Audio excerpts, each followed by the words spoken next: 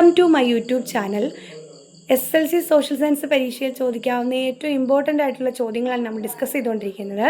അതിൽ പ്രധാനപ്പെട്ട മറ്റൊരു ചോദ്യമാണ് സാമ്രാജ്യത്വ ശക്തികൾ അല്ലെങ്കിൽ സാമ്രാജ്യത്വം എങ്ങനെയാണ് ഒന്നാം ലോക മഹായുദ്ധത്തിന് കാരണമായി തീർന്നത്. നമുക്ക് ഒരു 3 മാർക്കിനോ 4 മാർക്കിനോ ഇങ്ങനൊരു ചോദ്യം പ്രതീക്ഷിക്കാം. അപ്പോൾ എന്താണ് സാമ്രാജ്യത്വം എന്ന് നമുക്ക് എക്സ്പ്ലെയിൻ ചെയ്തിട്ട് അതിനുള്ള കാരണങ്ങളും പിന്നീട് ഒന്നാം ലോക മഹായുദ്ധത്തെ പറ്റി ഒന്ന് ഡിസ്കസ് ചെയ്ത് പോകാം. ഓക്കെ, സാമ്രാജ്യത്വം ഒരു രാജ്യം അതിൻ്റെ അതിർത്തിക്ക് പുറത്തുള്ള മറ്റു പ്രദേശങ്ങളുടെ മേൽ രാഷ്ട്രീയ, സാമ്പത്തിക, സാമൂഹിക അധീശത്വം സ്ഥാപിക്കുകയും അത് നിലനിർത്തുകയും ചെയ്യുന്ന പ്രക്രിയയാണ് സാമ്രാജ്യത്വം. ഉൽപാദനം പരമാവധി വർദ്ധിപ്പിച്ചും വേതനം കുറച്ചും ലാഭം നേടിയെടുക്കാൻ വ്യവസായിക മുതലാളിമാർ ശ്രമിച്ചു. വേതനത്തിലെ കുറവ് ജനങ്ങൾക്ക് ഉൽപ്പന്നങ്ങൾ വാങ്ങുവാനുള്ള ശേഷി കുറച്ചു. തന്മൂലം ഉൽപ്പന്നങ്ങൾ പൂർണ്ണമായും അതത് രാജ്യങ്ങളിൽ തന്നെ വിറ്റഴിക്കാൻ കഴിയാതെ വന്നു. അങ്ങനെ വ്യവസായിക രാഷ്ട്രങ്ങൾ വിപണികൾക്കായി അന്വേഷണം ആരംഭിച്ചു. കോളനികളിലാണ് ഇവർ ഈ വിപണികൾ കണ്ടെത്തിയത്. ചുരുക്കത്തിൽ കോളനികളെ അസംസ്കൃത വസ്തുക്കൾ ശേഖരിക്കാനുള്ള ഇടവും ഉൽപ്പന്നങ്ങൾ വിറ്റഴിക്കാനുള്ള വിപണികളുമായി യൂറോപ്യർ മാറ്റി. ഇതിനായി അവിടെ രാഷ്ട്രീയ ആധിപത്യം സ്ഥാപിച്ചു. ഇത് സാമ്രാജ്യത്വത്തിന് വഴിതെളിച്ചു. 19-ാം നൂറ്റാണ്ടിൻ്റെ രണ്ടാം പാദത്തോടുകൂടി ഇംഗ്ലണ്ട്, ഫ്രാൻസ് എന്നീ രാജ്യങ്ങൾ വൻ സാമ്രാജ്യത്വ ശക്തികളായി മാറി.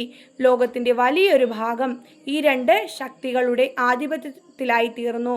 താമസിയാതെ പുതിയ സാമ്രാജ്യത്വ ശക്തികളായി Germany, Italy, Belgium, America, Japan എന്നീ രാജ്യങ്ങളും ഉയർന്നു വന്നു. ഈ പുതിയ സാമ്രാജ്യത്വ രാജ്യങ്ങൾ ലോകത്തിൻ്റെ വിവിധ ഭാഗങ്ങളിൽ തങ്ങളുടെ കോളനികൾ വ്യാപിപ്പിക്കുവാൻ ശ്രമം ആരംഭിച്ചു. ഇത് പഴയ സാമ്രാജ്യത്വ ശക്തികളും പുതിയവരും തമ്മിലുള്ള കിടമത്സരത്തിലേക്ക് നയിച്ചു. ഇത് 20-ാം നൂറ്റാണ്ടിൽ ലോകചരിത്രത്തിൻ്റെ ഗതിയെ സ്വാധീനിക്കുകയും പുതിയ സംഘർഷങ്ങൾക്ക് വഴിയൊരുക്കുകയും ചെയ്തു. അങ്ങനെയാണ് ഒന്നാം ലോക മഹായുദ്ധം ഉണ്ടാകുന്നതിനുള്ള കാരണത്തിലേക്ക് സാമ്രാജ്യത്വം നയിച്ചത്. എന്താണ് ഒന്നാം ലോക മഹായുദ്ധം കൊണ്ട് ഉദ്ദേശിക്കുന്നത്? അത് നമ്മൾ എക്സ്പ്ലെയിൻ ചെയ്യുമ്പോൾ നമ്മൾ ഒന്നാം ലോക മഹായുദ്ധത്തിൻ്റെ ഒരു ക്യാപ്ഷനൊക്കെ കൊടുത്തിട്ടുണ്ട്. അപ്പോൾ 1914 ആദ്യമായിട്ട് ഒന്നാം ലോക മഹായുദ്ധം തുടങ്ങുന്നത് എന്നുള്ള കാര്യം ആലോചിക്കുക. അപ്പോൾ എങ്ങനെയാണ് ഒന്നാം ലോക മഹായുദ്ധത്തിൻ്റെ പശ്ചാത്തലം എന്ന് ശ്രദ്ധിക്കുമ്പോൾ ഇവിടെ ഒരു ചെറിയൊരു പത്ര കട്ടിങ് പോലെ ചെറിയൊരു പുസ്തകത്തിൻ്റെ പരിഭാഷ കൊടുത്തിട്ടുണ്ട്. നമുക്കൊന്ന് വായിച്ചു നോക്കാം.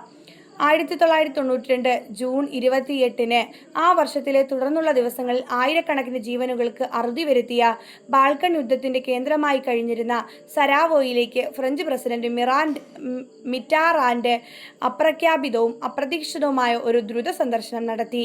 എന്തുകൊണ്ടായിരിക്കാം ഫ്രഞ്ച് പ്രസിഡന്റ് സരാവോയിലേക്ക് ആ പ്രത്യേക ദിനം തിരഞ്ഞെടുത്തത്? കാരണം ജൂൺ 28 എന്നത് ഓസ്ട്രിയ ഹംഗറിയുടെ ആർച്ച് ഡ്യൂക്കായിരുന്ന ഫ്രാൻസിസ് ഫെർഡിനൻഡ് സരാവോയിൽ വെച്ച് 1914 കൊല്ലപ്പെട്ടതിൻ്റെ വാർഷിക ദിനമായിരുന്നു. അപ്പോൾ ഇതോടുകൂടിയാണ് നമ്മൾ ഒന്നാം ലോക മഹായുദ്ധത്തിൻ്റെ ആ ഒരു പശ്ചാത്തലം പഠിക്കാൻ പോകുന്നത്. നമുക്ക് അതൊന്ന് പഠിച്ചു നോക്കാം. 1914 മുതൽ 18 വരെ നടന്ന ഒന്നാം ലോക മഹായുദ്ധത്തിൻ്റെ കാരണങ്ങളിലൊന്നായ കൊലപാതകമാണ് അദ്ദേഹം ഓർമ്മിപ്പിക്കുന്നത്. ലോകത്തിലെ എല്ലാ രാജ്യങ്ങളും പ്രത്യക്ഷമായോ പരോക്ഷമായോ പങ്കെടുത്ത ആ യുദ്ധമായിരുന്നു ഇത്. അപ്പോൾ ആ യുദ്ധത്തിലേക്ക് നയിച്ച പ്രധാനപ്പെട്ട കാര്യം എന്താണ്? ഒന്നാം ലോക മഹായുദ്ധത്തിലേക്ക് നയിച്ച പ്രധാനപ്പെട്ട ഒരു കാര്യം തന്നെ സാമ്രാജ്യത്വമായിരുന്നു. സാമ്രാജ്യത്വ രാജ്യങ്ങളുടെ കിടമത്സരം. സാമ്രാജ്യത്വ ശക്തികളുടെ കിടമത്സരത്തെക്കുറിച്ച് നേരത്തെ സൂചിപ്പിച്ചിരുന്നു. പഴയ സാമ്രാജ്യത്വ രാജ്യങ്ങളുടെ കൈവശമുള്ള പ്രദേശങ്ങളെ പിടിച്ചെടുത്താൽ മാത്രമേ പുതിയ സാമ്രാജ്യത്വ ശക്തികൾക്ക് തങ്ങളുടെ ഉദ്യമത്തിൽ വിജയിക്കാൻ കഴിയുമായിരുന്നുള്ളൂ. സാമ്പത്തിക വ്യാവസായിക രംഗങ്ങളിൽ ജർമ്മനി കൈവരിച്ച അഭൂതപൂർവമായ മുന്നേറ്റം ഫ്രാൻസിനെയും ഇംഗ്ലണ്ടിനെയും ആശങ്കപ്പെടുത്തി. ആഫ്രിക്കയിലെയും ഏഷ്യയിലെയും പ്രദേശങ്ങൾ ഇംഗ്ലണ്ടിൻ്റെയും ഫ്രാൻസിൻ്റെയും കോളനികളായിരുന്നതിനാൽ തുർക്കിയുടെ നിയന്ത്രണത്തിലായിരുന്ന ഓട്ടോമൻ സാമ്രാജ്യത്തിലെ പ്രദേശങ്ങളിലേക്കായിരുന്നു ജർമ്മനി കണ്ണുവച്ചത്.